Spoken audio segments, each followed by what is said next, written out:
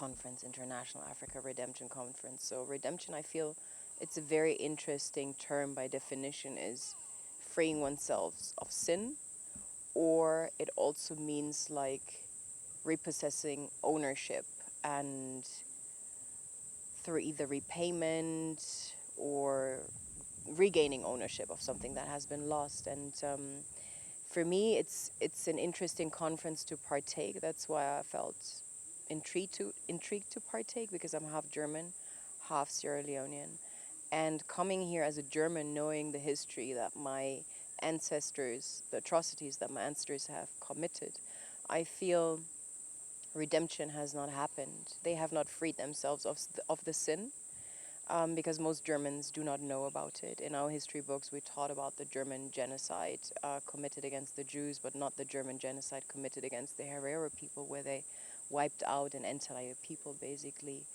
And so it's something that's swept under the carpet, and I honestly do not understand why, because we have a amazing chancellor, she's so progressive in terms of solutions, refugee crisis, and so on. But I don't understand why the Germans do not take that progressive approach and free us as a nation from that sin. I feel from a Namibian perspective, redemption means gaining possession of ownership, repossession of their land, that was unlawfully taken from them, also by the Germans, and later on, of course, by Germans, Dutch, and Belgians that call themselves South Africans, but I personally distinguish, because they also unlawfully gain citizenship in these countries, so they issue themselves passports, basically. And in Germany, we would define these people, we title them terrorists. If you basically come into Germany by means of violence, terror, and overthrow the government, issue yourself passports, you're fake passports, basically. You're considered illegal immigrant and a terrorist on top of it, and you will be prosecuted. So I fail to understand why these laws do not hold for Germans outside of their own territory. And I addressed a couple of these things in my keynote. As I said before, I did not come to, the title of the conference was also moving from poverty to prosperity. I refuse to address poverty because Namibia is not poor. Namibia is one of the richest nations on this planet, and unfortunately, the resource is one of its number one export, diamonds, and that is owned by a Dutch company, and that is basically, I feel what we need to address is reassessing prosperity, the distribution of prosperity, and how much of that prosperity actually lands in the budget of the Namibian government, and for it to trickle down to the people, that wealth. Yeah, as yourself as an African in one way and German in the second, for instance, you are two citizens at In once. one, yeah. Yeah, what would you advise Africans? Africans, understand what you own. Don't compromise. These things are not up for debate or discussion. You know, everybody that doesn't at least have my shade is not African. And for somebody to come and issue themselves a passport, as long as you do not have the right to do that in Germany, why are you doomed a refugee in Germany with no status, but you allow people to come here and issue themselves passports? I do not understand that. Number one, I would not allow that. I would not allow you to come to my house, set the rules, whilst I can't set the rules in your house.